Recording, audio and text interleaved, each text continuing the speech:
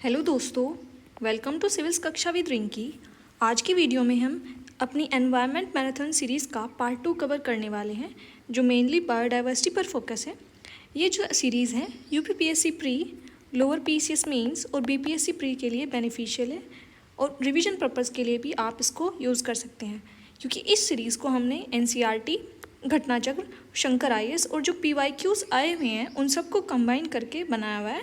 इसके साथ साथ इस सीरीज़ में हमने कुछ क्वेश्चंस एमसीक्यूज भी इंक्लूड किए हुए हैं, जो लास्ट हमारे एग्जाम्स हुए हैं जैसे लेखपाल का, और मल्टीपल एग्जाम्स में इस टॉपिक रिलेटेड पूछे जाते हैं। तो आइए अपना टॉपिक आज का शुरू करते हैं।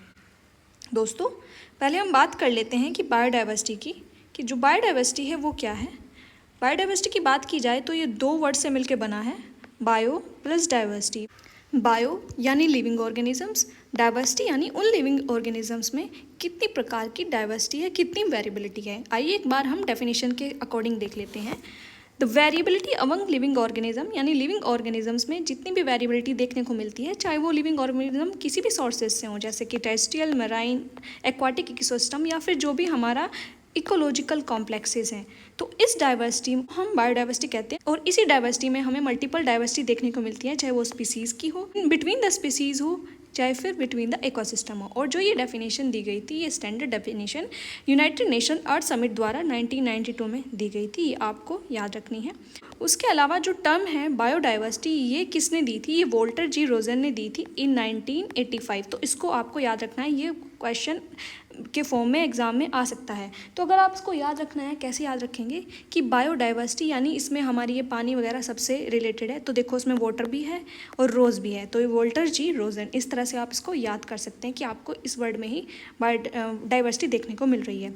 इसके साथ साथ जो बायोलॉजिकल डाइवर्सिटी है, यानी जिससे बायोडाइवर्सिटी मिलके बना है, ये शब्द रेमंड एफ डेसमैन ने दिया था अपनी बुक में, जिसका नाम था a different kind of country in 1968। तो अगर बायोडाइवर्सिटी आए तो वो दिया था हमारे वोल्टर जी रोजन ने, जबकि बायोलॉजिकल डाइवर्सिटी पूछा जाए तो ये रेमंड एफ डेसमैन ने दिया था। 10 मान ऐसे याद करके कुछ भी आप ट्रिक लगा के याद कर सकते हो। तो आई थिंक बायोडाइवर्सिटी क्या होता है, ये टर्म्स किसने दी है, ये आपको क्लियर हो गया होगा। तो आइए हम नेक्स्ट देखते हैं अपना।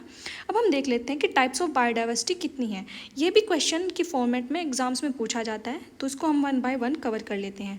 पहले बात की जाए जेनेटिक डाइवर्सिटी की, यानी किसी भी पर्टिकुलर स्पीसीज़ में अब उनके जीन्स भी तो डिफरेंट होते हैं ना, तो उन जीन्स में देखने वाली जो डाइवर्सिटी होती है उसी को हम जेनेटिक बायोडाइवर्सिटी कहते हैं। अब जैसे कि हमारा रॉयल बंगाल टाइगर, जावा टाइगर, स्पीसीज़ तो हमारी है टाइगर, लेकिन इनके जीन्स अलग होने की वजह से इनको हम रॉयल बंगाल जावा टाइगर की फॉर्म में डिफरेंशिएट करते हैं। जैसे कि जीन्स के डिफरेंट होने की वजह से हमें डिफरेंट कलर ऑफ रोजेस देखने को मिलते हैं। अब सेकंड टाइप की जो डाइवर्सिटी है वो है स्पीसीज डाइवर्सिटी, यानी मल्टीपल स्पीसीज जब हम देखने को मिलती है, वही हमारी क्या स्पीसीज डाइवर्सिटी। जैसे कि मैन की एक स्पीसीज है, ठीक है, ह्यूमन बींग्स की, और टाइगर्स की एक पर्टिकुलर अपनी अलग स्पीसीज़ हो गई, रोजेस की अपनी एक अलग स्पीसीज़ हो गई, तो ये हमारी स्पीशीज़ डाइवर्सिटी कहलाती है। इसको हम variety and relative abundance of different species found with in a specific ecological region और हैबिटेट, इससे भी जानते हैं।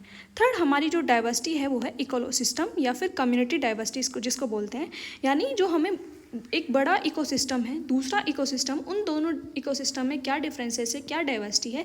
मल्टीपल टाइप के जो इकोसिस्टम हमको देखने को मिलते हैं उसको हम इकोसिस्टम डाइवर्सिटी कहते हैं। जैसे कोरल रीफ्स हो गए हमारे, ग्रासलैंड्स, वेटलैंड्स, डेजर्ट्स, माउंटेन, सब ये हमारे क्या होते हैं, अलग तरह के कम्युनिटी डाइवर्सिटी। तो आई थिंक ये आपको समझ आ गया होगा। एक बार इसको हम डायग्राम की फॉर्म से देख लेते हैं। देखेंगे आप कि जेनेटिक डाइवर्सिटी आप देखेंगे, ये जीन्स की डाइवर्सिटी है, स्पीसीज़ में आपको अलग अलग स्पीसीज़ देखने को मिल रही हैं। इकोसिस्टम डाइवर्सिटी में ये आपको माउंटेनियस इकोसिस्टम देखने को मिल रहा है, ये डेजर्ट एरिया है, ये रेन फॉरेस्ट एरिया है, ये आप सब देख सकते हैं। तो I think types of diversity आपको समझ आ गया होगा। अब हम नेक्स्ट देखते हैं डाइवर्सिटी की मेजरमेंट को। डाइवर्सिटी की मेजरमेंट हम कैसे करते हैं, आइए देख लेते हैं। इसको हमने 2 पार्ट्स में डिवाइड किया हुआ है। पहला रिचनेस, दूसरा इवननेस। दोस्तों ये आपको याद रखना है, तो पहला रिचनेस, दूसरा इवननेस। रिचनेस यानी हमें किसी भी पर्टिकुलर हैबिटेट में कितनी तरह की स्पीसीज़ देखने को मिलती हैं, उसी को हम बोलते हैं रिचनेस। और इवननेस क्या होता है कि जो स्पीसीज़ हैं उस पर्टिकुलर हैबिटेट में वो किस तरह से हैं, यानी कोई पर्टिकुलर स्पीसीज़ डोमिनेट कर रही है या फिर रिसेसिव है या फिर इक्वली सारी स्पीसीज़ डिस्ट्रीब्यूटेड है, उसको हम बोलेंगे इवननेस। इसको हम एक बार ग्राफ की हेल्प से देख लेते हैं। तो दोस्तों ये हमारे दो इकोसिस्टम है, आइलैंड ए, आइलैंड बी। इसमें हम देखते हैं कि एम्फीबियंस की जो स्पीसीज़ है वो आप देखेंगे यहाँ पे आइलैंड ए में इतनी है, आइलैंड बी में इतनी है। इसी तरह से रेप्टाइल्स की, बर्ड्स की, मैमल्स की टोटल आपने ये देख लिया। तो अब अगर रिचनेस की बात की जाए तो आपको देखने को मिलेगा कि 5 टाइप की जो स्पीसीज़ है, यानी एक एम्फीबियन हो गया, रेप्टाइल्स हो गया, बर्ड्स हो गया, मैमल्स हो गया, 4 टाइप्स की जो स्पीसीज़ देखने को मिलेगी। अगर इवननेस की बात की जाए, आइलैंड ए में एक पर्टिकुलर स्पीसीज़ डोमिनेट कर रही है जो कि है बर्ड्स की, यानी इसमें इवननेस थोड़ी कम है। जबकि आइलैंड बी की बात की जाए, इसमें 1 2 3 4 यानी 4 जो स्पीसीज़ है कहीं ना कहीं इवनली डिस्ट्रीब्यूटेड है, यानी जो उसकी इवननेस है वो ज़्यादा है आइलैंड ए से। जबकि स्पीसीज़ की रिचनेस देखी जाए तो दोनों में 4 नंबर है, इनकी जो रिचनेस है वो सेम है, जबकि इवननेस बी की ज़्यादा है इन कंपैरिजन ऑफ ए। तो आई थिंक आपको इवननेस और रिचनेस समझ आ गया होगा। तो आइए अब हम नेक्स्ट देखते हैं स्पीसीज़ रिचनेस के ही मल्टीपल पार्ट्स। अब स्पीसीज़ रिचनेस को ही हमने अल्फ़ा, बीटा, गामा में डिवाइड किया हुआ है। नेक्स्ट जो ये स्केल है ये रॉबर्ट एच विटेकर द्वारा दी गई थी, तो उसको प्लीज़ आप याद रखिएगा, ये क्वेश्चन की फॉर्मेट में भी आ सकता है। तो आइए हम अल्फ़ा डाइवर्सिटी की बात कर लेते हैं। अल्फ़ा डाइवर्सिटी यानी किसी एक पर्टिकुलर सिस्टम में, एक पर्टिकुलर हैबिटेट में कितने तरह की स्पीसीज़ की आपको देखने को मिलेगी, स्पीसीज़ की डाइवर्सिटी जो आपको देखने को मिलेगी उसको हम बोलेंगे अल्फ़ा डाइवर्सिटी। जैसे कि आप देख सकते हैं साइट ए में आपको 4 तरह की स्पीसीज़ देखने को मिल रही है, ये आपकी अल्फ़ा डाइवर्सिटी होगी। इसी तरह से साइट बी में आपको 1 2 3 ये 4 स्पीसीज़ देखने को मिल रहे हैं, ये भी इसकी अल्फ़ा डाइवर्सिटी हो गई। साइट सी में आपको 6 स्पीसीज़ देखने को मिल रही है, ये भी इसकी एक अल्फ़ा डाइवर्सिटी हो गई। अब अल्फ़ा तो हो गया शुरू का लेवल। अब सेकंड बीटा लेवल पे हम देखते हैं, थोड़ा ब्रॉडर लेवल पे देखा जाएगा। बीटा लेवल पे हम क्या करेंगे कि दो जो इकोसिस्टम है, दो जो हैबिटेट है, उनको कंपेयर करेंगे और देखेंगे कि उनमें क्या कितनी डाइवर्सिटी है। अब डाइवर्सिटी को हम कैसे समझेंगे कि मान लो ये दो इकोसिस्टम है, इनमें आपको 3 स्पीसीज़ तो कॉमन देखने को मिल रही है, इसमें भी है, इसमें भी है। इसमें जो आपको अलग अलग स्पीसीज़ देखने को मिले यानी वो इसकी बीटा डाइवर्सिटी है। बीटा डाइवर्सिटी में आपको 2 स्पीसीज़ को इंक्लूड करना है जो इन दोनों में डिफरेंट है, यानी जो नॉन कॉमन है इन दोनों इकोसिस्टम में, वो आपकी बीटा डाइवर्सिटी होगी। ये आप 4 इंक्लूड नहीं करेंगे बीटा डाइवर्सिटी में, ठीक है दोस्तों। अगर नेक्स्ट हमारा आता है गामा डाइवर्सिटी। गामा डाइवर्सिटी में हम जो ब्रॉड इकोसिस्टम लेवल पर देखते हैं, जो ब्रॉडर एरिया है, जैसे कि हमारा ये पूरा का पूरा साइट ए, साइट बी, साइट सी हमारे एक पर्टिकुलर सिस्टम में है। अब हम ब्रॉडर लेवल पे गामा डाइवर्सिटी देखेंगे तो 1 2 3 4 स्पीसीज़ ये हो गई, 5th ये हो गई हमारी, 6th हमारी हो गई ये वाली, और 7th हो गई ये वाली। तो यानी टोटल 7 डिफरेंट स्पीसीज़ इस पूरे के पूरे इकोसिस्टम में अवेलेबल है, उसको हम बोलेंगे गामा डाइवर्सिटी। तो आई थिंक आपको अल्फ़ा बीटा गामा जो डाइवर्सिटी है वो समझ आ गई होगी। इसको हम देख लेते हैं कि क्या इसकी इंपॉर्टेंस है। ये डाइवर्सिटी देखने के बाद जो इकोलॉजिस्ट है वो इकोसिस्टम की हेल्थ को असेस करते हैं, देखते हैं कि कौन सी पर्टिकुलर स्पीसीज़ ज़्यादा है, कम है, क्या रीजंस हैं, फिर उनको एनालाइज करते हैं और फिर इसके अकॉर्डिंग कंजर्वेशन को प्रायोरिटाइज करते हैं। तो आई थिंक आपको मेजरमेंट भी समझ आ गया होगा और स्पीसीज़ रिचनेस ही आपको समझ आ गई होगी। तो नेक्स्ट हम देख लेते हैं पैटर्न्स ऑफ बायोडाइवर्सिटी को। दोस्तों ये बहुत इंपॉर्टेंट कॉन्सेप्ट है, तो प्लीज़ इसको ध्यान से देखिएगा।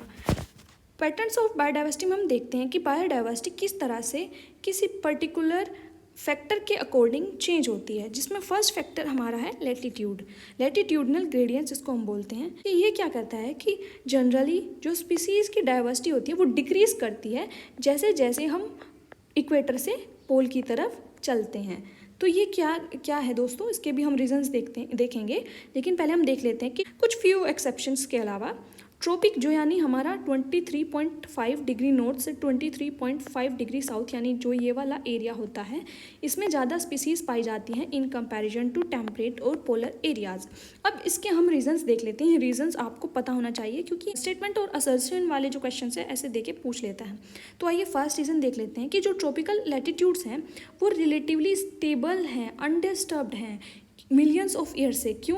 क्योंकि जो हमारे टेम्परेट एरियाज़ हैं, पोलर एरियाज़ हैं, इन्होंने ग्लेशिएशन वगैरह फेस किया है, जबकि जो ट्रॉपिकल एरियाज़ हैं वो यहाँ पे सनलाइट वगैरह भी डायरेक्ट आती है और जो सन का पैटर्न है वो सिमिलर रहता है। तो ये जो एरियाज़ हैं ये रिलेटिवली स्टेबल हैं। इसकी वजह से क्या होता है कि एक इवोल्यूशनरी टाइम पीरियड मिल जाता है स्पीसीज़ को वहाँ पर रहने का और फर्दर डाइवर्सिफिकेशन वहाँ पर देखने को मिलता है। अब सेकेंड जो उसका फैक्टर है वो देखेंगे कि ये जो ट्रॉपिकल एनवायरनमेंट है हमारे इस वाले एरिया का, ये लेस सीजनल है। क्योंकि आप देखेंगे इक्विनॉक्सेस में पढ़ेंगे तो 2 इक्विनॉक्सेस तो यहाँ पे सन रहता है, उसके बाद वो एक बार 23.5 नॉर्थ में चला जाता है, एक बार 23.5 साउथ में आ जाता है। तो यानी यहाँ पे जो सीजन्स का पैटर्न है आपको इतना डिफरेंट देखने को नहीं मिलता है, रिलेटिवली कांस्टेंट रहता है और प्रेडिक्टेबल रहता है। इसी वजह से जो स्पीसीज़ है वो नीश स्पेशलाइजेशन कर पाती हैं और हमें फिर स्पीशीज़ डाइवर्सिटी देखने को मिलती है।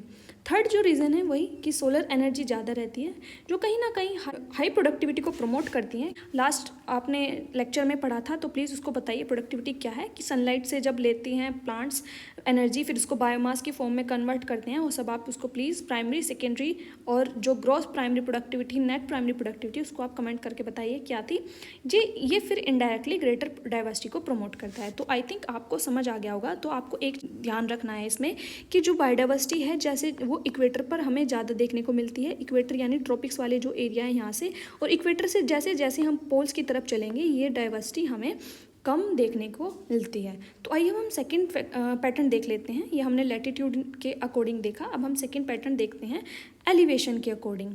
एलिवेशन के अकॉर्डिंग देखें तो दोस्तों जैसे जैसे ये मान लो ये हमारे माउंटेन्स हैं, तो जैसे जैसे हम एलिवेशन हमारा बढ़ता जाएगा तो धीरे धीरे हमारी डाइवर्सिटी हमें देखने को मिलेगी। लेकिन एक ऐसा लेवल आ जाएगा कि जहाँ पे वो डाइवर्सिटी का पीक आ जाएगा, उसके बाद धीरे धीरे फिर ये डाइवर्सिटी कम होती चली जाएगी।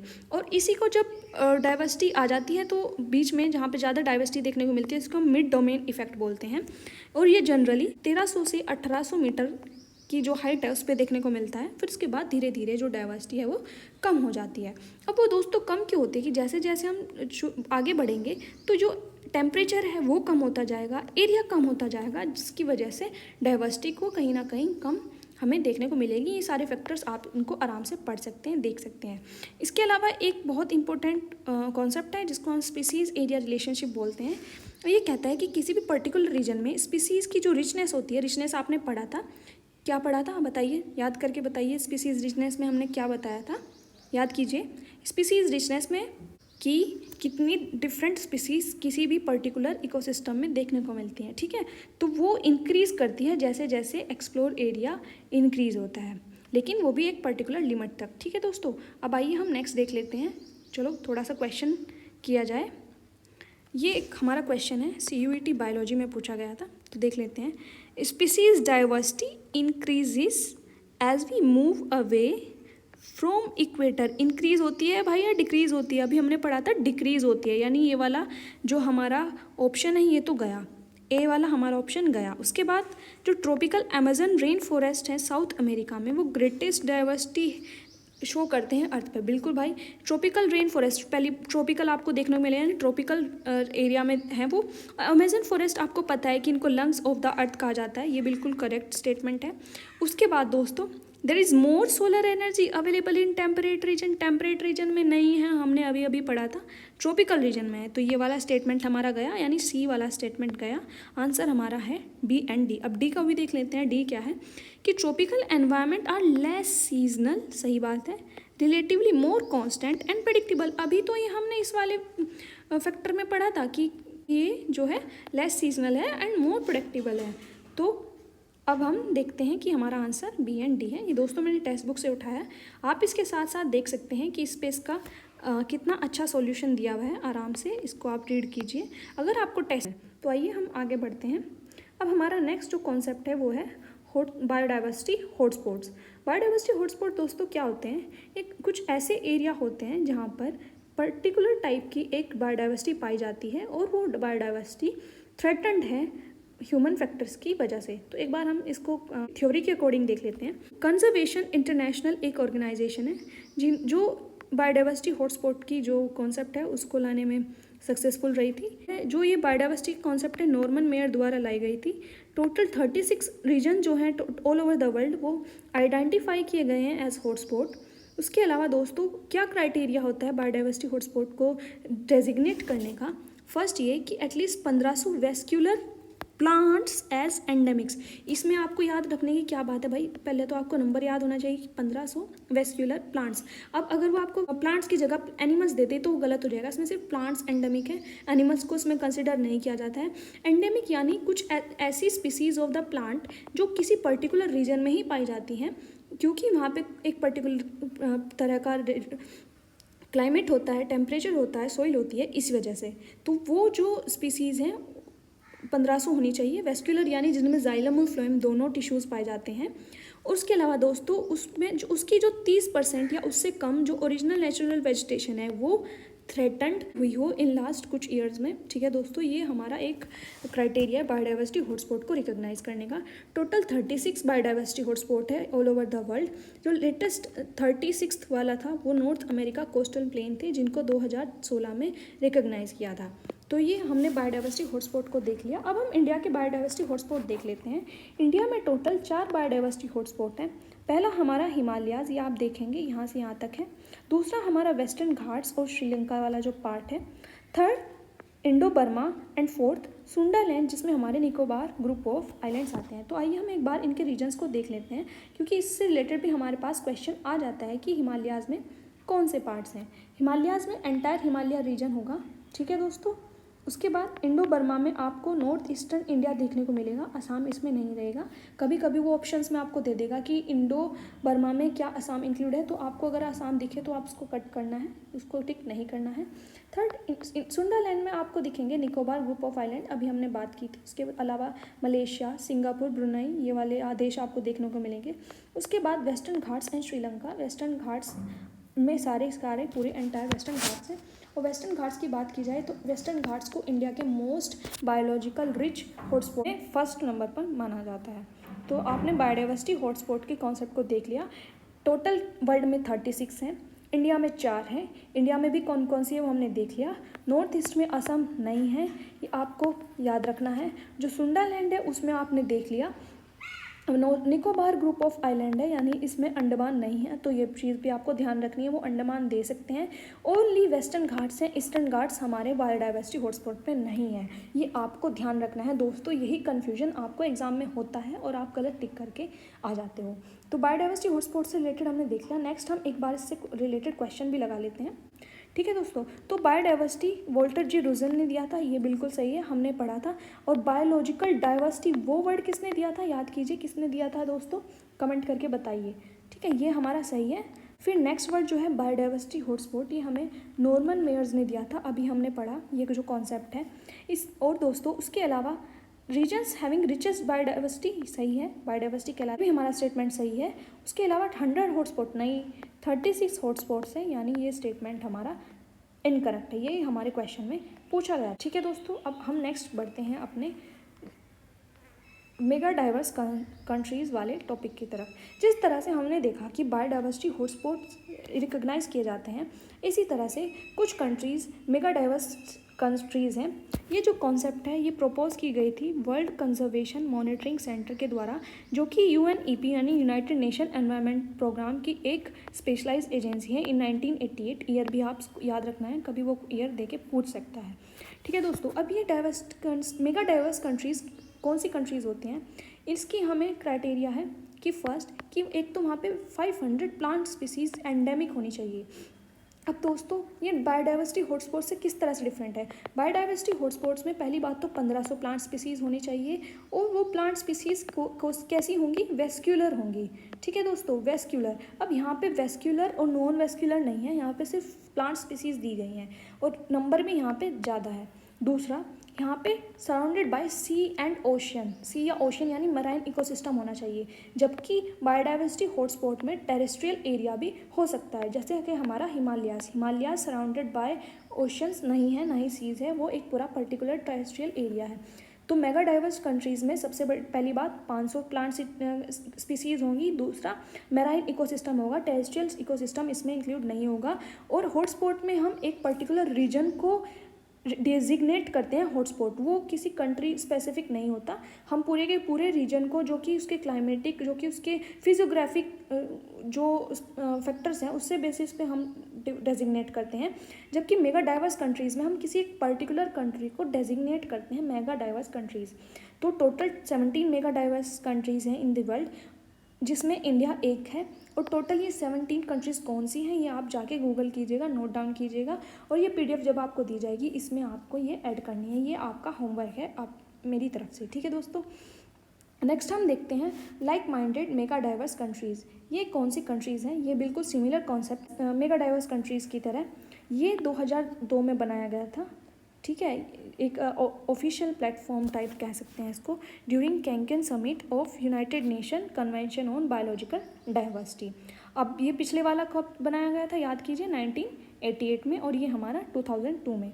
इसका क्या ऑब्जेक्टिव है दोस्तों कि जो कंट्रीज़ हैं, diverse countries in terms of biodiversity, वो साथ आएँ, कोऑपरेट करें डाइवर्सिटी कंजर्वेशन के लिए, और एक दूसरे को, गवर्नमेंट्स को एनकरेज करना ताकि जो कन्वेंशंस हैं, प्रोटोकॉल्स हैं, उनको वो फॉलो कर सके, उनकी तरफ कुछ स्टेप्स उठा सके ताकि डाइवर्सिटी का कंजर्वेशन हो सके।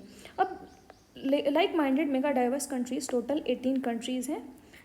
इसमें कौन कौन सी कंट्रीज़ हैं आप देखें कि मेगा डाइवर्स कंट्रीज़ में जो 17 कंट्रीज़ थी उसमें से आप ये 4 कंट्रीज़ माइनस कर देंगे और ये कंट्रीज़ आप प्लस करेंगे तो ये टोटल मिल जाएंगे। ये ज़्यादा इंपॉर्टेंट नहीं है लेकिन आप फिर भी आप एक बार देख सकते हैं। तो like minded mega diverse countries आपने देख ली दोस्तों। इसमें कोई मराइन डाइवर्सिटी है, मराइन कंट्री है, नहीं है, वो सब नहीं है, इसका कोई पर्टिकुलर क्राइटेरिया नहीं है। जबकि बायोडाइवर्सिटी हॉटस्पॉट और लाइक मेगा डाइवर्स कंट्रीज़ का एक पर्टिकुलर क्राइटेरिया है। अब हम नेक्स्ट देख लेते हैं बायोडाइवर्सिटी हॉटस्पॉट। दोस्तों हॉटस्पॉट्स और हॉटस्पॉट डिफरेंट है, ठीक है। ये कॉन्सेप्ट दिया गया था डॉक्टर स्लाइविया के द्वारा इन 2009। ये मिशन ब्लू का एक जो कह सकते हैं कॉन्सेप्ट लाया गया था मिशन ब्लू के द्वारा और IUCN के द्वारा, ताकि वो वर्ल्ड वाइड हॉटस्पॉट्स को डेजिग्नेट कर सके। इसका क्या ऑब्जेक्टिव है दोस्तों कि बिलो सी डाइवर्सिटी जो रिच साइट्स हैं उनको हॉटस्पॉट्स डेजिग्नेट किया जाए।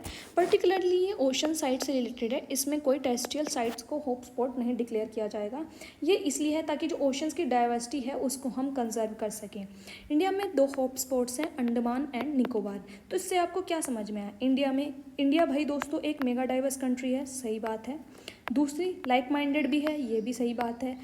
बायोडाइवर्सिटी हॉटस्पॉट इसमें कितने हैं? 4 हैं। वो आपने देखा कि पहला Himalayas, western Ghats and Sri Lanka, Sundaland और जो हमारा इंडो बर्मा वाला पार्ट है। उसके अलावा इसमें हॉटस्पॉट्स हैं, 2 हॉटस्पॉट्स हैं, अंडमान एंड निकोबार, लक्षद्वीप आइलैंड, ठीक है दोस्तों। ये हमने देख लिया। तो अब आप आगे बढ़ते हैं, देखते हैं एक बहुत इंपॉर्टेंट कॉन्सेप्ट है जिसको हम globally important agriculture heritage system कहते हैं।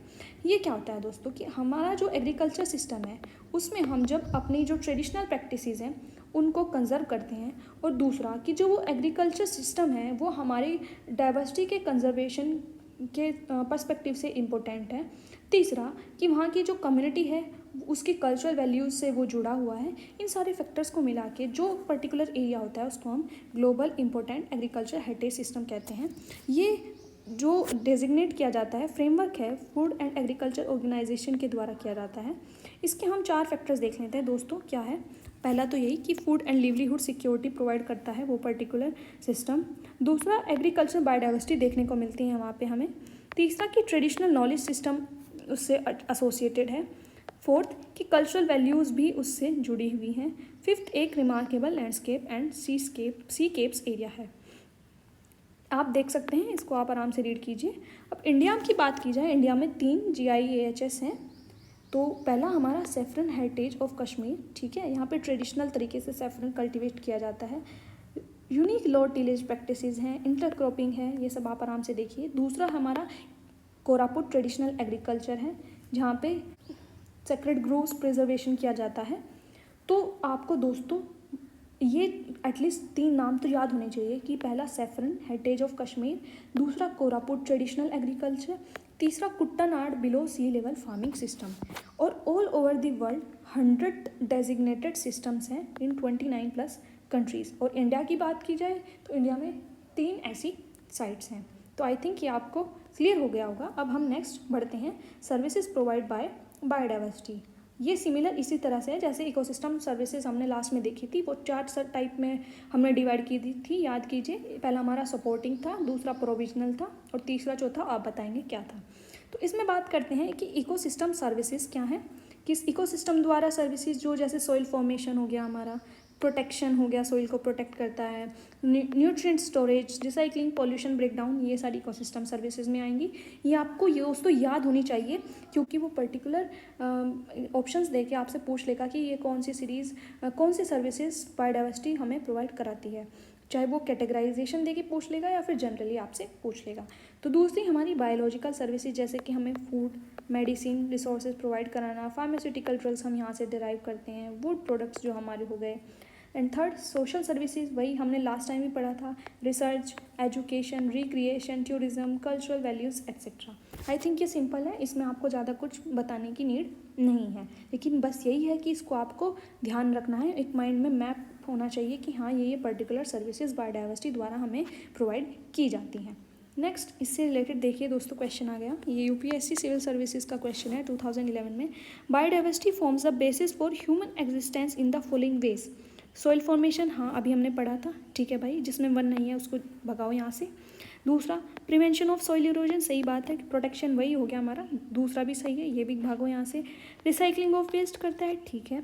पॉलिनेशन ऑफ क्रॉप्स, सही है बात, क्योंकि बायोडाइवर्सिटी के द्वारा ही तो हमारा पॉलिनेशन होता है, जिसमें मल्टीपल जो हमारी स्पीसीज़ हमें देखने को मिलती हैं। तो इसका आंसर होगा 1, 2, 3 एंड 4। तो दोस्तों आप देख सकते हैं कि जो आप कंटेंट पढ़ रहे हैं उसकी एप्लीकेशन बिल्कुल डायरेक्ट आपके एग्जाम्स में है। तो आइए हम नेक्स्ट देख लेते हैं, ये बहुत इंपॉर्टेंट जो टॉपिक है, डायरेक्ट एनसीईआरटी से उठाया गया है, कॉजेज ऑफ बायोडाइवर्सिटी लॉसेज। दोस्तों हमारी जो अर्थ है उस पर बायोडाइवर्सिटी लॉस पहले भी हुआ है, मास एक्सटिंक्शन पहले भी हुआ है, लेकिन जो अभी 6th मास एक्सटिंक्शन चल रहा है उसकी जो स्पीड है, फ्रीक्वेंसी है, वो बहुत ज़्यादा है। क्यों? क्योंकि इस एक्सटिंक्शन के पीछे लार्जली ह्यूमन एक्टिविटीज़ जो हैं रिस्पॉन्सिबल है।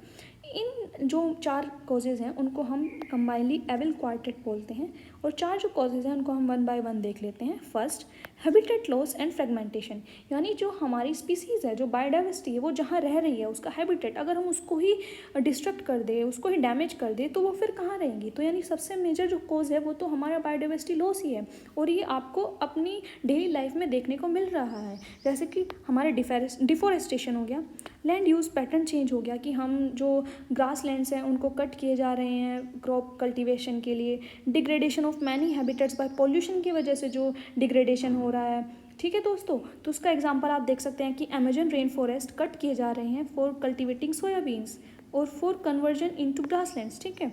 तो ये हमारा एक एग्जांपल हो गया। दूसरा, ओवर एक्सप्लॉइट जब हम कर लेते हैं किसी भी इकोसिस्टम को या फिर उसके रिसोर्सेज को, जब हमारी नीड्स ग्रिड में चेंज हो जाती हैं, ओवर एक्सप्लॉइटेशन शुरू हो जाता है। जैसे कि कई सारी मैराइन फिशेज़ को हम ओवर हार्वेस्ट कर रहे हैं, for example Steller's, sea cow, passengers pigeon, ये सब। थर्ड कि एलियन स्पीसीज़ जब हम कहीं से इंट्रोड्यूस करते हैं तो वो डायरेक्टली इनडायरेक्टली वहाँ की इंडिजीनियस स्पीसीज़ को हार्म पहुँचाना शुरू कर देती हैं, उसको हम एलियन स्पीसीज़ इन्वेजन बोलते हैं। देख सकते हैं कि कॉजेज डिक्लाइन और एक्सटिंक्शन ऑफ इंडिजिनस स्पीसीज, जैसे कि नेल पर्च हो गया इंट्रोड्यूस्ड इनटू लेक विक्टोरिया। इसी से रिलेटेड एक लैंटना कैमरा है हमारा, उसको आप देखेंगे, और मल्टीपल एलियन स्पीशीज़ आप सर्च करेंगे जो एग्जाम में आई हुई हैं। फोर्थ हमारा जो है को एक्सटिंक्शन। को एक्सटिंक्शन क्या होता है कि दोस्तों जब एक स्पीसीज़ डैमेज होती है तो उस स्पीसीज़ से दूसरी भी तो स्पीसीज़ जो इकोसिस्टम में है वो इंटर रिलेटेड रहती है ना, क्योंकि हमने पढ़ा था कि इकोसिस्टम हमारा एक इंटर रिलेटेड सिस्टम है जिसमें मल्टीपल इंटरडिपेंडेंस रहती है। तो उस स्पीसीज़ के एक्सटिंक्ट होने के साथ साथ अदर जो स्पीसीज़ है वो भी धीरे धीरे एक्सटिंक्ट होने लग जाते हैं, जिसको हम को एक्सटिंक्शन बोलते हैं। तो ये 4 फैक्टर हैं हमारे, इनको आप देख सकते हैं। पहला हमारा हैबिटेट लॉस, दूसरा हमारा ओवर एक्सप्लॉयटेशन, तीसरा इन्वेजिव स्पीसीज़, पोल्यूशन, को एक्सटिंक्शन, और उसके साथ साथ climate change associated global warming को भी आप इंक्लूड करेंगे अगर आपके ऑप्शन में दिया जाएगा। तो दोस्तों इसको हम देख लेते हैं एक बार। ये हमारे लेखपाल का क्वेश्चन है, रिसेंटली जो एग्ज़ाम हुआ था उसमें ये क्वेश्चन पूछा गया था कि the evil quartet responsible for biodiversity loss as identified ecology, उसमें हैबिटेट लॉस है, सही बात है। ओवर एक्सप्लॉयटेशन है, एलियन स्पीसीज़ है। फोर्थ क्या रह गया दोस्तों हमारा? को एक्सटिंक्शन। तो को एक्सटिंक्शन हमारा ये, इसका आंसर हमारा हो गया। तो आई थिंक आप को ये कॉन्सेप्ट भी क्लियर हो गई होगी। नेक्स्ट हम बढ़ते हैं। अब हमने देखा कि बायोडाइवर्सिटी का लॉस हो रहा है, तो जब लॉस हो रहा है तो उसको हमें कंजर्व करने की नीड है ना। तो कंजर्वेशन करने के लिए हम दो पैटर्न देखेंगे, पहला इन सीटू, दूसरा एक्स सीटू। इन सीटू यानी उस साइट पर जहाँ पे हमारी डाइवर्सिटी है हम वहीं पे उनको कंजर्व करें। एक्स सीटू यानी हम उनको उस साइट से चेंज करें, रिलोकेट करें और वहाँ पर उनका कंजर्वेशन करें। तो दो तरीके से हमें देखने को मिलता है।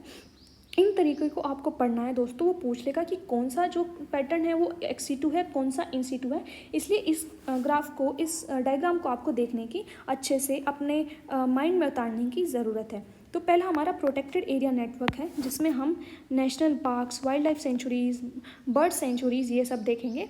ये हमारा इन सीटू है, क्योंकि नेशनल पार्क में हम उनको कहीं रीलोकेट नहीं करते जनरली।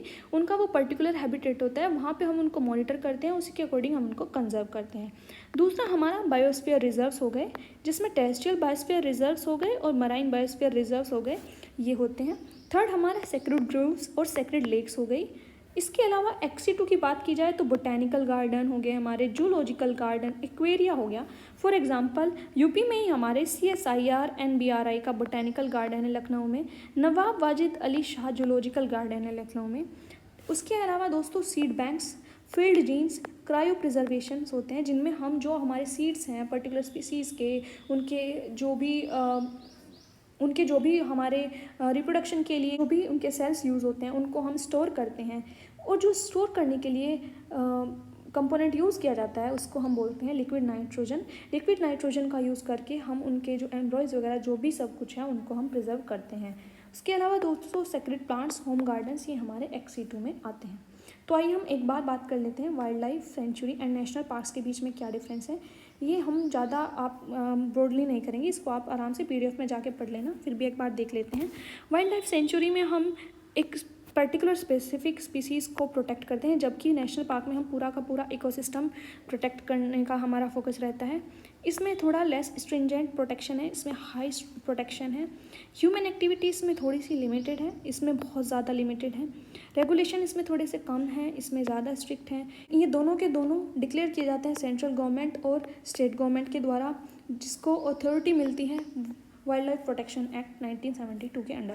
उसके अलावा दोस्तों ये जो टेबल है आप आराम से पढ़ सकते हैं, जो हम मेजर इंपॉर्टेंट था मैंने बता दिया। इसके अलावा दोस्तों आपको वाइल्ड लाइफ और national park state wise at least याद रखना है कि कौन सा नेशनल पार्क कौन से स्टेट में है। ये तो एटलीस्ट आपको याद होना चाहिए, क्योंकि वो मैच द फॉलोइंग देके पूछ लेता है। अगर आप चाहते हैं कि मैं आपको मैप के according national park, wildlife sanctuary cover कराऊं, तो आप इसके लिए कमेंट कर सकते हैं। मैंने अपने खुद से मैप बनाए हुए थे, मैं उनके थ्रू आपको बता दूंगी ट्रिक के साथ। तो नेक्स्ट हम देख लेते हैं एक बार बायोस्फीयर रिजर्व्स।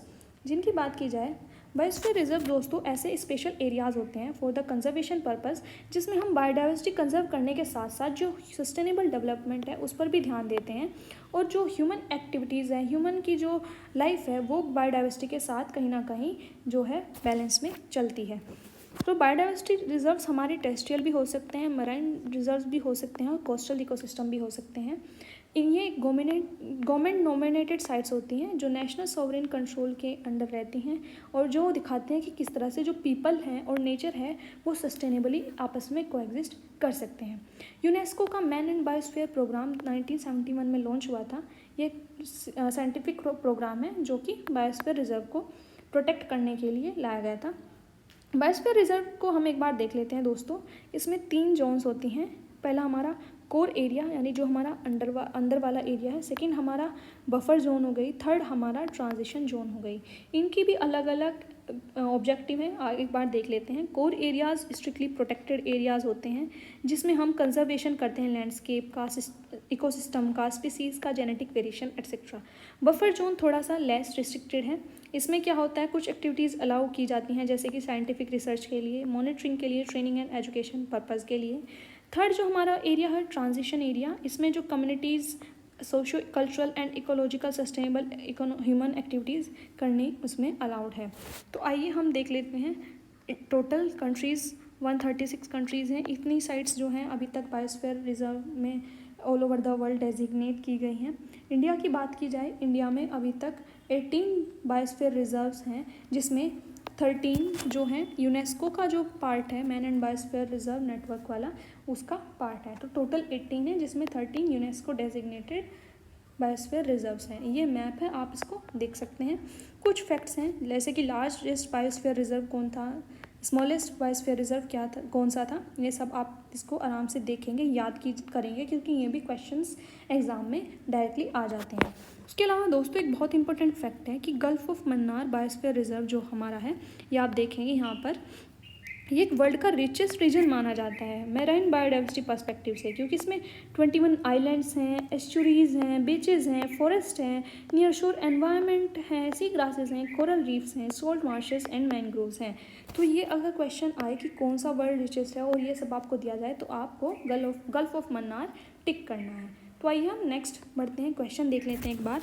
देखिए दोस्तों, ये हमारा यूपीएससी सिविल सर्विसेज में आया क्वेश्चन था कि बायोडाइवर्सिटी नॉर्मली ग्रेटर होती है लोअर लैटिट्यूड्स में as compare to higher latitudes. सही बात है, और आपको इससे ये भी समझ आएगा कि जो लैटिट्यूड ग्रेडियंट वाला हमने टॉपिक पढ़ा था वो कितना इंपॉर्टेंट है, वो मल्टीपल टाइम्स बार बार रिपीट होके पूछा जाता है। तो बिल्कुल सही है दोस्तों। अलोंग द माउंटेन ग्रेडियंट्स में biodiversity is normally greater in the lower altitudes as compare to the higher altitudes. सही बात है दोस्तों कि ज़्यादा हायर एल्टीट्यूड्स पे नहीं है, मिडल वाला एल्टीट्यूड होता है ना, वहाँ पे जो डाइवर्सिटी है वो ज़्यादा देखने को मिलती है। तो इसमें पूछा गया था कौन सा करेक्ट है, तो इसका आंसर होगा बोथ 1 and 2। इसी तरह से नेक्स्ट क्वेश्चन जो हमारा है बायोडाइवर्सिटी से रिलेटेड, हमें देखना है कौन सा करेक्ट है। Species richness and high degree of endemism are important criteria for biodiversity hotspot. सही बात है कि स्पीसीज़ की रिचनेस कितनी है, प्लांट स्पीसीज़ हमने पढ़ी थी, और एंडेमिज्म बिल्कुल ये करेक्ट है। Species diversity highest in tropic and decreases down the pole. Tropic में सही बात है हाईएस्ट है, और जैसे जैसे हम पोल्स की तरफ जाएंगे वो डिक्रीज होगी, ये भी सही है।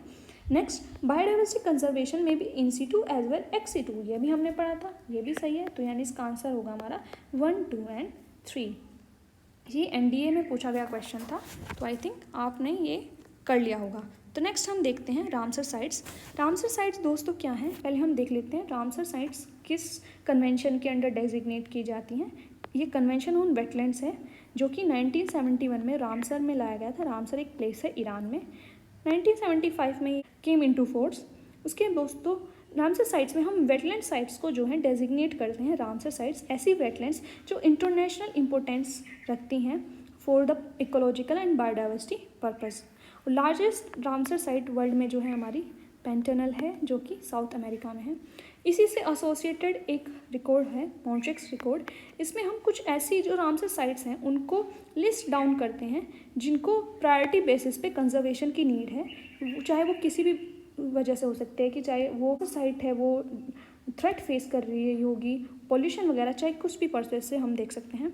मॉन्ट्रिक्स हमारा स्विट्ज़रलैंड में अडॉप्ट किया गया था 1990 में। इंडिया की जो 2 साइट्स अभी तक मॉन्ट्रिक्स रिकॉर्ड में रखी गई वो है लोकटक लेक मणिपुर और क्योलादेव नेशनल पार्क राजस्थान। दोस्तों वेटलैंड्स एक बार देख लेते हैं, क्योंकि वेटलैंड्स पे भी क्वेश्चन पूछ लिया जाता है कि वेटलैंड्स क्या होते हैं। वेटलैंड्स एक ऐसा प्लेस होता है जो परमानेंटली या फिर सीजनली वाटर से घिरा होता है, कवर्ड होता है, चाहे वो वाटर सोल्टी वाटर हो, फ्रेश वाटर हो, या फिर अदर इन बिटवीन। इसके अलावा दोस्तों मैनी फॉर्म्स में हो सकता है, रिवर्स की फॉर्म्स में, मार्शेस की फॉर्म्स में, bogs, mangrove, mud flats, ponds etcetera.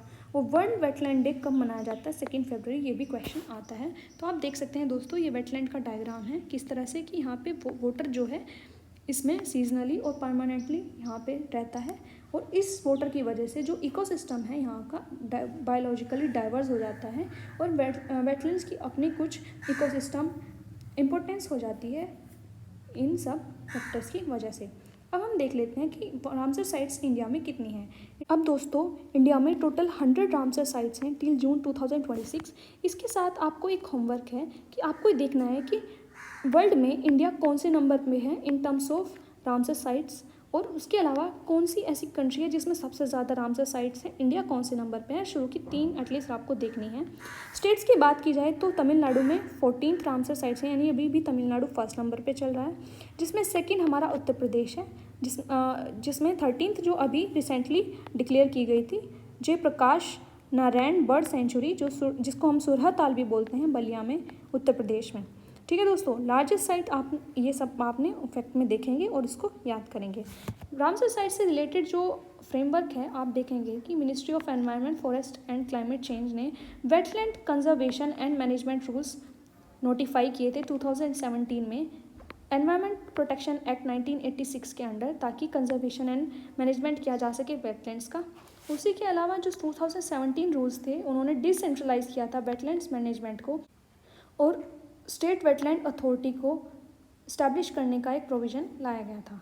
ठीक है दोस्तों, ये हमने देख लिया कि लेटेस्ट हमारी कौन सी साइट थी। यूपी की रामसर साइट्स हम देख लेते हैं एक बार, क्योंकि एक बहुत इंपॉर्टेंट टॉपिक है जो कि यूपी स्पेशल प्री में पूछा जाता है। उसके अलावा यूपी पीसीएस मेंस 2024 में इससे डायरेक्ट क्वेश्चन आया था GS 6 में कि list down the Ramsar sites of UP, तो एक बहुत इंपॉर्टेंट टॉपिक है। उसके अलावा रिसेंटली यूपी की ही एक रामसर साइट है जो 100 साइट डिक्लेयर की गई थी गवर्नमेंट द्वारा, तो ये इसीलिए भी एक इम्पॉर्टेंट टॉपिक बन जाता है। तो आइए हम 1 बाय 1 देख लेते हैं। फर्स्ट जो साइट है हमारी अपर गंगा रिवर, ये Brijghat to Narora stretch में देखने को मिलती है।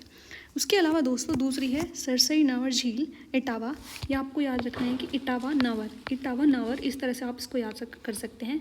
नवाबगंज उन्नाव आपको इस तरह से याद करना है कि नवाबगंज में उन्नाव, नवाब उन्नाव कुछ भी करके आप याद कर सकते हैं दोस्तों। फोर्थ हमारा पार्वती अर्गा गोंडा इस तरह से आपको याद करना पड़ेगा।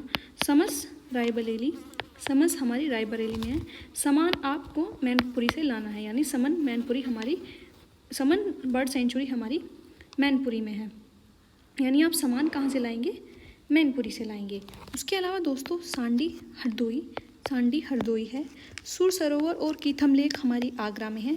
हैदरपुर वेटलैंड सेंचुरी जो है हमारी बिजनौर और मुजफ्फरनगर वाले एरिया में है। बखीरा वाइल्ड लाइफ सेंचुरी संत कबीर नगर, यानी बखीरा वो मुगली वाला बखीरा आप याद कर लीजिए कि संत कबीर नगर में है, कि बखीरा जो है संत कबीर नगर में है। उसके अलावा दोस्तों पटना एटा, अब देखो एटा और एटावा दोनों अलग हैं। इटावा में सरसई नावर है और पटना जो है हमारी एटा में है, और ये भी रिसेंटली रिकॉग्नाइज की गई थी रामसर साइट के तौर पे। उसके अलावा दोस्तों शेखा झील है हमारी अलीगढ़ में, है, ये भी रिसेंटली रिकॉग्नाइज की गई है। एंड 13th हमारी यानी जो 100th रामसर साइट भी है वो है जयप्रकाश नारायण बर्ड सेंचुरी बलिया में, जिसको हम सुरहा ताल भी बोलते हैं। तो ये प्लीज़ आप इसको अच्छे से याद कीजिएगा, मैप के थ्रू याद कीजिएगा, ये जल्दी याद होगा, और बोल के याद करेंगे तो आपको अच्छे से मेमोरी इसकी रहेगी। तो नेक्स्ट हम देख लेते हैं हमारा IUCN, ये बहुत इंपॉर्टेंट ऑर्गेनाइजेशन है, एनवायरमेंटल ऑर्गेनाइजेशन, जिसको 1948 में फाउंड किया गया था as international union for protection of nature in Fontainebleau France. दोस्तों प्रोनाउंसिएशन गलत हो तो प्लीज़ माफ़ कीजिएगा। और इसका नेम हमने फिर IUCN चेंज कर दिया था इन 1956 में। इसमें बहुत गवर्नमेंट और सिविल सोसाइटी ऑर्गेनाइजेशन हैं जो मिलकर काम करती हैं for the purpose of conservation. इसका हेडक्वार्टर ग्लैंड स्विट्ज़रलैंड में है, आपको याद रखना है। और यही वो ऑर्गेनाइजेशन है जो रेड लिस्ट मेंटेन करती है थ्रेटन्ड स्पीशीज़ की। अब दोस्तों थ्रेटन्ड स्पीशीज़ में आपको याद रखना है कि plants and animals both include हैं, ठीक है। वो ऐसे भी दे सकता है कि red list of animals only, तो एनिमल्स ओनली नहीं है, प्लांट्स ओनली नहीं है, ये रेड लिस्ट फॉर स्पीशीज़ है, थ्रेटन्ड स्पीशीज़, जो कि 1964 में इस्टेब्लिश की गई थी। इसको ऑफिशियल ऑब्जर्व स्टेटस दिया गया है UN जनरल असेंबली में 1999 में, यानी ये अभी ऑब्जर्व स्टेटस ही है इसका, ये पूरी फुल फ्लैश और बॉडी नहीं बनी है यूनाइटेड नेशन की। इसी से रिलेटेड दोस्तों एक फैक्ट आप याद रखेंगे कि अगर कोई स्पीसीज़ हमें लास्ट 50 सालों से देखने को नहीं मिल रही है तो उसको एक्सटिंक्ट घोषित कर दिया जाएगा। ये आप देख सकते हैं मल्टीपल लेवल्स हैं किसी भी स्पीशीज़ को, थ्रेटन्ड जो स्पीशीज़ होती हैं वो यहाँ से कि हमने किसी स्पीशीज़ के अभी इवेल्युएट नहीं करा है। दूसरा उस स्पीशीज़ से रिलेटेड डेटा डिफिशिएंट है, मतलब हमारे पास डेटा अवेलेबल नहीं है। थर्ड की थोड़ा कंसर्न कम है, लिस्ट कंसर्न में है। फिर फोर्थ नियर थ्रेटन्ड है कि थ्रेटन्ड के पास है, ये हमारी जो क्रिटिकल एक्सटिंक्शन रिस्क वाली स्टेज आ जाती है, ये आप देखेंगे जिसमें वल्नरेबल, एंडेंजर्ड और क्रिटिकली एंडेंजर्ड स्पीसीज़ हैं। फिर इसके बाद extinct in the wild and extinct, इनको आप दोस्तों देखेंगे। इससे एसोसिएटेड वो स्पीसीज़ का नाम लेके भी पूछ लेते हैं कि कौन से स्पीसीज़ वल्नरेबल है, एंडेंजर्ड है। ये UPSC में ज़्यादा आता है, UPPCS में इतना इसका फोकस नहीं है, और आई थिंक लोअर PCS में भी इससे रिलेटेड क्वेश्चन हैं थोड़े कम रहेंगे। तो नेक्स्ट हम इम्पोर्टेंट कॉन्सेप्ट्स देख लेते हैं जो कि हमारी species, important species in ecosystem. इनको हम 1 बाय 1 देखेंगे दोस्तों। ये बहुत इंपॉर्टेंट जो कॉन्सेप्ट है, इससे रिलेटेड क्वेश्चंस भी एग्जाम में पूछे गए हैं, तो आइए देख लेते हैं। पहली हमारी कीस्टोन स्पीसीज़। कीस्टोन स्पीसीज़ दोस्तों ऐसी स्पीसीज़ होती हैं जिनके इकोसिस्टम में आने से या फिर कम होने से दूसरी अदर स्पीसीज़ पर काफ़ी इम्पैक्ट देखने को मिलता है, क्योंकि ये ऐसी स्पीसीज़ है, इनसे जो अदर स्पीसीज़ बहुत अच्छी तरीके से मल्टीपल तरह से जो है एसोसिएटेड हैं और इंटरडिपेंडेंट हैं, जिसमें हमारे टॉप प्रेडिटर्स आते हैं जैसे कि टाइगर, लायन, क्रोकोडाइल, एलिफेंट। इनको कीस्टोन स्पीसीज़ माना जाता है क्योंकि ये अदर एनिमल्स की पॉपुलेशन को डायरेक्टली इनडायरेक्टली रेगुलेट करते हैं। आइए हम इस डायग्राम की हेल्प से समझ लेते हैं दोस्तों। जैसे कि ये आर्क है, इसमें जो ये स्टोन है ये की स्टोन की तरह वर्क कर रहा है, तो इसी तरह से जो स्पीसीज़ है वो भी की स्टोन की तरह वर्क करती है, क्योंकि जैसे ही ये स्टोन अगर इससे हटा दिया गया तो पूरी की पूरी जो ये आर्क है ये ढह जाएगी। इसको हम इस एग्जाम्पल के थ्रू समझते हैं। जैसे कि लोयंस है, वो ओवर पॉपुलेशन को प्रिवेंट करते हैं हार्बीवोर्स को, यानी जो हार्बीवोर्स हैं उनको वो प्रे करते हैं, उनको खाते हैं, तो उनकी पॉपुलेशन जो है रेगुलेट रहती है। उसके अलावा जो बियर्स हैं उनको हेल्प करते हैं, क्योंकि जो बियर्स हैं वो हाइबरनेशन से बाहर आते हैं, स्मॉल एनिमल्स, स्मॉल मैमल्स, ठीक है। उसी के साथ साथ जो वो खाते हैं, जो उसका कैरिकस बच जाता है वो सोइल में एनरिच होता है, डिकम्पोजिशन वगैरह का जो भी सारा प्रोसेस होता है उसके साथ वो फिर प्लांट्स और इन्वर्टिब्रेट्स को हेल्प करता है, और जो माइग्रेटरी बर्ड्स हैं वो भी इन कैरेक्टरिस्टिक्स पर डिपेंड रहेंगी। तो अगर ये की स्टोन स्पीसीज़ यानी जो हमारे टाइगर्स हैं, ये इनकी स्पीसीज़ बहुत ज़्यादा कम हो जाए तो क्या होगा, ओवर पॉपुलेशन हो जाएगी हर्बीवोर्स की। जो बियर्स है वो हाइबरनेशन में आना कम कर देंगे, स्मॉल मैमल्स कम हो जाएंगे, सॉइल्स को जो कैरेकस है वो उनके एनरिच करने के लिए जो न्यूट्रिएंट्स चाहिए होते हैं वो कम हो जाएंगे, जो हमारे माइग्रेटरी बर्ड्स हैं उनको खाना कम मिलना शुरू हो जाएगा। तो आप देखेंगे सिर्फ इस पर्टिकुलर वजह से कितनी सारी स्पीसीज़ हैं इकोसिस्टम की वो अफेक्ट होंगी। इसी तरह से अगर इनकी ज़्यादा पॉपुलेशन हो जाती है तो भी वो नुकसानदायक होगी ओवरऑल इकोसिस्टम के लिए। तो आई थिंक कि स्टोन स्पीसीज़ आप समझ गए होंगे क्या होती है। इनको हम मल्टीपल पार्ट्स में डिवाइड करते हैं, फिर कैटेगराइज करते हैं फर्दर, जिसको हम बोलते हैं keystone predators, ecosystem engineers and mutualist. ये आप आराम से पढ़िए, आपको समझ आ जाएगा। इससे रिलेटेड हम क्वेश्चन देखते हैं कि ये हमारा लेखपाल में क्वेश्चन पूछा गया था कि स्टोन स्पीसीज टर्म किसने दिया था। ये जो टर्म है हमारा ये रॉबर्ट टी पेन द्वारा दिया गया था। इससे अलावा जो ये ऑप्शंस में नाम दिए गए हैं इनको भी हम एक बार देख लेते हैं। पहला हमारा नाम है माइकल ए सॉल, जो कि एक प्रोमिनेंट बायोलॉजिस्ट हैं, जिनको फादर ऑफ कंजर्वेशन बायोलॉजी से भी जाना जाता है, और वो सोसाइटी फॉर कंजर्वेशन बायोलॉजी इन 1985 में इस्टेब्लिश की गई थी, उसके भी को फाउंडर हैं। तो यानी एक फैक्चुअल है, इसको आपको बस फैक्ट्स के अकॉर्डिंग याद रखना है कि ये जो पर्सन है ये फादर ऑफ कंजर्वेशन बायोलॉजी हैं और ये को फाउंडर है सोसाइटी फॉर कंजर्वेशन बायोलॉजी के। थर्ड हमारा जेम्स ई एस्टेस, ये जो पर्सन है ये फेमस है for his research on sea otters as keystone species in kelp forest ecosystem. तो ये भी आपको फैक्ट की तरह याद करना है, बस सिंपली कि अगर ये नाम आपको क्वेश्चन में देखने को मिले या फिर मैच द फॉलोइंग में भी मिले तो आप इसको आराम से कर ले जाएं। नेक्स्ट जो हमारी स्पीसीज़ हैं वो इंडिकेटर स्पीसीज़ हैं। ये दोस्तों ऐसी स्पीसीज़ होती हैं जिनके होने से और ना होने से हमें इकोसिस्टम में जो अदर स्पीसीज़ के प्रेजेंस और एब्सेंस का पता चलता है, यानी हमें ये कुछ इंडिकेट करती हैं। वो इंडिकेशन किसी स्पीसीज़ के होना या फिर पॉल्यूशन होना या फिर अदर जो एनवायरमेंटल फैक्टर्स है उससे एसोसिएटेड रहता है। फॉर एग्जांपल जैसे कि लाइचेंस को नेचुरल इंडिकेटर माना जाता है हमारे एयर पॉल्यूशन का, जिससे हमें पता चलता है कि एयर पॉल्यूटेड है नहीं। क्यों? क्योंकि ये जो अपना खाना है वो डायरेक्टली एटमॉस्फेयर से लेते हैं, एयर से लेते हैं। तो अगर एयर में पॉल्यूटेंट्स होंगे तो ये पॉल्यूटेंट्स एब्जॉर्ब करेंगे, और अगर ये पॉल्यूटेंट्स एब्जॉर्ब करते हैं तो ये ग्रो नहीं कर पाते हैं। क्यों? क्योंकि ये सेंसिटिव होते हैं सल्फर डाइऑक्साइड और अदर पॉल्यूटेंट्स से। ठीक है दोस्तों, तो इसी तरह से आप एग्जांपल देखेंगे कि वाटर पॉल्यूशन इंडिकेटर स्पीसीज़ है। जैसे कि पॉल्यूशन लेवल आपको दिखना है लो है, तो अगर लो होगा तो ये आपको देखने को मिलेंगे। धीरे धीरे आपको इसके अकॉर्डिंग जो है स्पीसीज़ देखने को मिलेगी, यानी जब एक्सट्रीम पॉल्यूशन हो जाएगा तो कोई भी लाइफ आपको देखने को नहीं मिलेगी। और जो हमारा टर्म है बायो इंडिकेटर स्पीसीज़, ये रिचर्ड कोल्सविल एंड मैक्सिमिलियन मार्जिन द्वारा दिया गया था इन 1908 एंड 1909, जो कि जर्मन साइंटिस्ट हैं। जबकि हमारा जो कीस्टोन स्पीसीज़ है ये वर्ड हमें रॉबर्ट टी पेन द्वारा दिया गया था। तो अगर उन्होंने कीस्टोन स्पीसीज से पूछ लिया कि वो किसने दिया था, तो वो इंडिकेटर स्पीसीज से भी तो पूछ सकते हैं। तो ये भी आपको नाम याद रखने ज़रूरी कि ये जो इंडिकेटर स्पीसीज है ये किसने दी थी। नेक्स्ट हमारी है फाउंडेशन स्पीसीज़।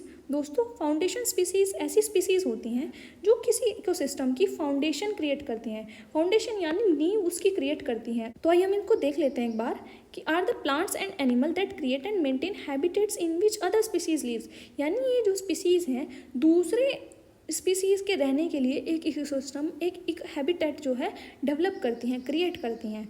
ये क्या करती हैं, provide structure and support to their ecosystem like corals in coral reef. तो जो कोरल रीफ्स हैं अब वो सिर्फ उसमें कोरल रीफ्स ही तो नहीं रहते, उसमें अदर बायोडाइवर्सिटी होती है। इसीलिए जो कोरल रीफ्स हैं उनको ओशन इकोसिस्टम की रिच बायोडाइवर्सिटी एरिया कहा जाता है। तो ये जो दोस्तों टर्म है फाउंडेशन स्पीसीज़, ये पॉल के डाइटन द्वारा दी गई थी 1972, जो कि हमारे अमेरिकन इकोलॉजिस्ट हैं। इससे हम देख सकते हैं फॉर एग्जांपल कि what makes a species foundation species. जैसे कि जो केल्प हैं ये लार्ज ब्राउन सी वीड्स हैं जो फॉर्म करती है dense under water forest in rocky areas along with the west coast of North America. तो जो ये जो हैबिटेट प्रोवाइड करती हैं एंड फूड एंड शेल्टर देती हैं अदर फिश और अदर मैराइन लाइफ को। यही दोस्तों जैसे कि हमने कोरल रीफ का एग्जाम्पल देके समझा। तो आई थिंक आपको समझ आ गया होगा कि कीस्टोन स्पीसीज़ क्या होती हैं, कि उनके होने से पूरा का पूरा सिस्टम जो ढह जाएगा, यानी उनसे बहुत ज़्यादा एसोसिएटेड है। हमारा इंडिकेटर स्पीसीज़ किसी पर्टिकुलर स्पीसीज़ को इंडिकेट करती हैं, किसी पर्टिकुलर फैक्टर को इंडिकेट करते हैं, चाहे वो वाटर पॉल्यूशन हो, चाहे वो एयर पॉल्यूशन हो।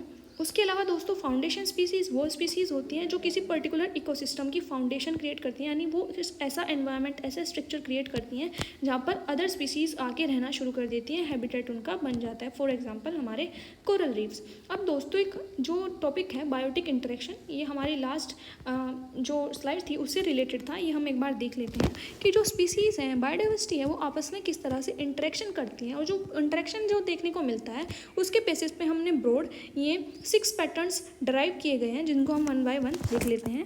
फर्स्ट है हमारा म्यूचुअलिज्म। दोस्तों इसमें जब दो स्पीसीज़ आपस में इंटरेक्ट करती हैं तो उन दोनों स्पीसीज़ का फ़ायदा होता है। फॉर एग्जांपल जैसे पॉलिनेशन म्यूचुअलिज्म में, तो जो पॉलिनेटर है उसको अपना खाना मिलेगा यानी पोलन, नेक्टर, और जो प्लांट्स हैं उनको ग्रेन्स मिलेंगे ताकि वो आगे जर्मिनेट कर पाएँ, ग्रो कर पाएँ। जैसे कि plant has its pollen transfer to other flowers for cross fertilization, reproduction के लिए। इसी तरह से दोस्तों हमारा सेकेंड है कमेंशनलिज्म। इसमें क्या होता है कि एक स्पीसीज़ तो बेनिफिट होता है, दूसरी स्पीसीज़ को ना तो बेनिफिट होता है ना ही उसको हार्म होता है। इसको हम बोलते हैं कमेंशनलिज्म। फॉर एग्जांपल जैसे कि काउ डंग है, वो फूड एंड शेल्टर देती है डंग बीटल्स को। तो beetles have no effect on cows, लेकिन जो काउज हैं उन पर कुछ फ़र्क नहीं पड़ता, लेकिन जो काउ का डंग है उससे जो बीटल्स हैं उनका फ़ायदा होता है। तो म्यूचुअलिज्म हमारा पॉजिटिव है, कमेंशनलिज्म यानी पॉजिटिव निगेटिव है, एक का फ़ायदा हो रहा है और एक को ना फ़ायदा हो रहा है ना नुकसान हो रहा है। कंपटीशन दोस्तों क्या है, इसमें दोनों स्पीसीज़ हार्म होती है। कंपटीशन आप उसको एक तरह से नेगेटिव सेंस में यहाँ पे देखेंगे कि दोस्तों अगर कोई स्पीसीज़ एक ही खाना खाएंगे के लिए मतलब खाना कम पड़ जाएगा, तो बोथ में have access to less food, उनके लिए दोनों के लिए कम खाना रहेगा, तो इसलिए उनको शॉर्टेज ऑफ फूड फेस करनी पड़ेगी। ये आप निगेटिव आपको देखने को मिलेगा। इसको हम मल्टीपल एग्जाम्पल्स के थ्रू भी देख सकते हैं। नेक्स्ट है हमारा predation and parasitism. Predation and parasitism में क्या होगा कि एक स्पीसीज़ को तो बेनिफिट होता है, दूसरी हार्म होता है। जैसे कि आप पैरासाइट में देखेंगे कि जो पैरासाइट है वो अपने होस्ट से अटैच होकर वहाँ से अपना खाना लेता है, तो जो पैरासाइट है उसको तो फ़ायदा होता है, लेकिन जो उसका होस्ट है उसकी जो बॉडी है उसको नुकसान होता है, उसका डैमेज होता है। ये हम देखेंगे पॉजिटिव और निगेटिव। प्रीडेशन में एक फ़िश दूसरी फ़िश को किल करेगी एंड ईट्स पैरासाइटिज्म, ठीक है, उसको खा जाएगी। और पैरासाइटिज्म में क्या होगा कि जो टिक है वो बेनिफिट मिलेगा खून चूस के होस्ट की बॉडी से, ठीक है। तो नेक्स्ट हमारा अमेंशनलिज्म है, जिसमें एक स्पीसीज़ को तो हार्म होता है लेकिन दूसरी जो स्पीसीज़ है वो अनअफेक्टेड रहती है, यानी ये निगेटिव और ज़ीरो हमारा कॉम्बिनेशन बन जाएगा। जैसे कि एक बड़ा ट्री है वो शेड कर देता है, मतलब उसकी छाया आती है छोटे ट्री पे, तो जो छोटा ट्री है उसकी ग्रोथ अफेक्ट हो जाएगी, लेकिन बड़े ट्री पे ना तो कुछ फ़ायदा होगा ना नुकसान, उस पर कुछ नहीं फ़र्क पड़ रहा, वो तो अपनी छाया बिखेर रहा है, चाहे उससे किसी को फ़ायदा हो चाहे नुकसान हो। तो ये हमारा अमेंशनलिज्म हो गया। नेक्स्ट हमारा है न्यूट्रलिज्म। इसमें नो नेट बेनिफिट और हार्म टू ईदर स्पीसीज़, इसमें कि ना किसी को हार्म होता है ना बेनिफिट होता है, आराम से वो दोनों रहते हैं।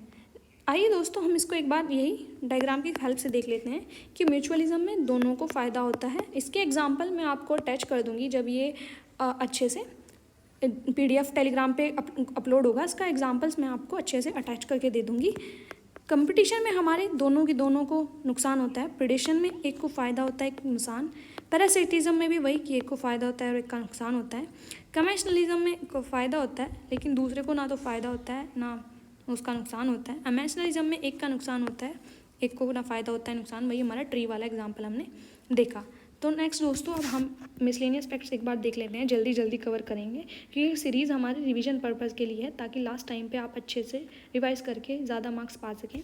तो first national centre for marine biodiversity हमारा जमुनानगर में है, गुजरात। तो इसका गोल क्या है कि safeguarding the biodiversity of coastal areas. तो अगर आपसे क्वेश्चन पूछा जाएगा या फिर मैच द फॉलोइंग में आएगा कि national centre for marine biodiversity कहाँ है, तो जमुनानगर गुजरात में है। नेक्स्ट जो हमारा है silent valley national park Kerala में। ये बायोडाइवर्सिटी के लिए बहुत ज़्यादा इम्पोर्टेंट रीजन है क्योंकि ये लास्ट रिमेनिंग रेन फॉरेस्ट है केरला का और रिचेस्ट बायोडाइवर्सिटी यहाँ पे देखने को मिलती है। अब साइलेंट वैली से मिलता जुलता ही है वैली ऑफ फ्लावर्स, तो आप इसको कंफ्यूज मत कीजिएगा। इनको हम नेशनल पार्क्स में भी एक बार कवर करेंगे अगर आप कहेंगे कि नेशनल पार्क के लिए वीडियो लानी है। तो वैली ऑफ फ्लावर्स हमारा चमोली डिस्ट्रिक्ट में देखने को मिलता है, उत्तराखंड। ये दोनों के दोनों नेशनल पार्क्स हैं। नेक्स्ट दोस्तों, हम देखेंगे कि टोलेस्ट नोन ट्री कौन सा है, रेडवुड है, जिसको हम सेक्वाक्वा भी बोलते हैं, फाउंड इन कैलिफोर्निया USA। उसके अलावा दोस्तों एक सी बकथॉर्न करके एक स्पीसीज़ है जिसकी ग्लोबल मार्केट में अच्छा खासा पोटेंशियल है क्योंकि इस प्लांट की जो बेरीज हैं वो विटामिन और न्यूट्रिएंट्स से रिच हैं। गेंगीज खान ने इसको यूज़ किया था ताकि अपने जो ट्रुप्स है उसका स्टेमिना बढ़ा सके। रशियन कॉस्मोट्स द्वारा भी इसको यूज़ किया गया था, ऑयल यूज़ किया गया था टू कॉम्बैट रेडिएशंस।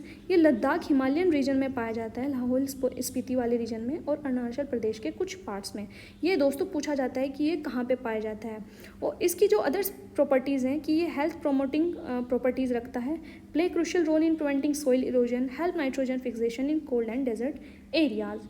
अब इसके अलावा नेक्स्ट जो हमारा मिसलेनियस फैक्ट्स है वो है दोस्तों कि गवर्नमेंट ऑफ इंडिया ने नॉर्वेजियन गवर्नमेंट के कोलैबोरेशन से centre for biodiversity policy and laws CEB पोल जिसको हम बोलेंगे, वो नेशनल बायोडाइवर्सिटी अथॉरिटी चेन्नई में इस्टेब्लिश किया है ताकि प्रोफेशनल एक्सपर्टीज़ डेवलप की जा सके in biodiversity policy and laws. Next दोस्तों, यूनाइटेड नेशन ने 22 मई को international day for biological diversity proclaim किया था। तो ये आपको डेज वाले जो क्वेश्चंस आते हैं उसमें मैच फॉलोइंग करने के लिए आ सकता है। नेक्स्ट उसके अलावा टुमारोज बायोडाइवर्सिटी करके एक बुक है जिसके ऑथर हैं वंदना शिवा। तो दोस्तों ये हमारी आज की वीडियो रही। अगर आपको वीडियो अच्छी लगी तो please hype the video and like the video, share and subscribe the channel and join the channel for more support by clicking on the join button.